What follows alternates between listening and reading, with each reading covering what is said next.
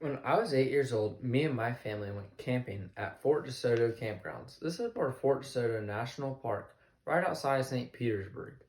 On this trip, we decided since we were going to be near the water that we would bring some fishing gear. I had never been saltwater fishing, but was really looking forward to it. We woke up one morning really early and went off to a bridge. My dad had watched some videos the prior night and trying to gain information on what to do. We still weren't really sure what we were doing, but figured we'd give it a shot. We went out there and caught a few mangrove snapper and a couple really nice speckled sea trout. I had a lot of fun, and ever since then, I've been hooked on fishing. I went through 4 different boats and try to go fishing about once a month, if not more.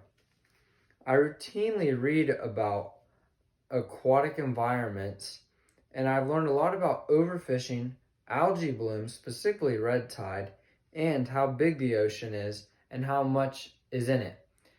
This is all because I went fishing one time when I was 8 years old. Overfishing is endangering certain species of fish. Overfishing itself is catching fish beyond their abilities to reproduce. The number of overfished stocks globally has tripled in half a century. 29% of fish species are considered overfished.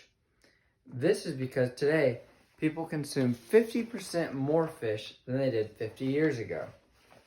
This picture right here demonstrates a commercial fishing vessel catching fish for people, and as you can see, there are tons and tons of fish all piled up on top of each other, ready to be consumed.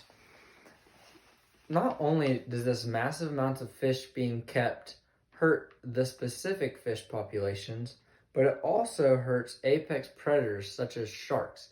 90% of apex predators have fallen in size due to overfishing, and 1/3 of all sharks and stingrays are at risk of extinction due to overfishing.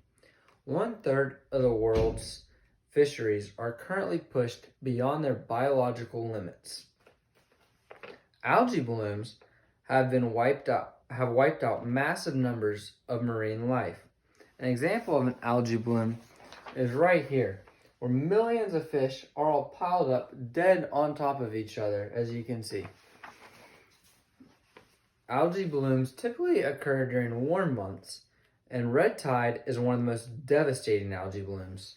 Algae blooms are fueled by nitrogen entering the water, and algae blooms take out oxygen inside of the water, slowly killing fish.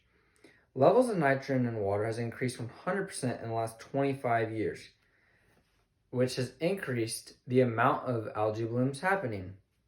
Red tide, the most devastating algae bloom, in July of 2021 alone, killed 600 tons of fish. Florida Fish and Wildlife has banned the keeping of certain fish, and so have many other governmental agencies trying to keep fish populations up while algae blooms wipe them out. One algae bloom can last all the way up to 5 months, and there's really nothing we can do about it except for learn more about it. The ocean is huge and still has a lot to be explored. The ocean covers 71% of the earth. The ocean contains 352 quintillion gallons of water. This satellite right here is actually closer to the surface of the ocean than at the Mariana Trench, where it is 14,000 feet deep. The ocean has 90% of Earth's water inside of it and is home to 99% of life forms. The ocean has over 1 million species of different fish and animals living inside of it. And all this being said, less than 5% of the ocean has actually been explored. So there's still lots to learn. Overfishing is endangering many species in our oceans.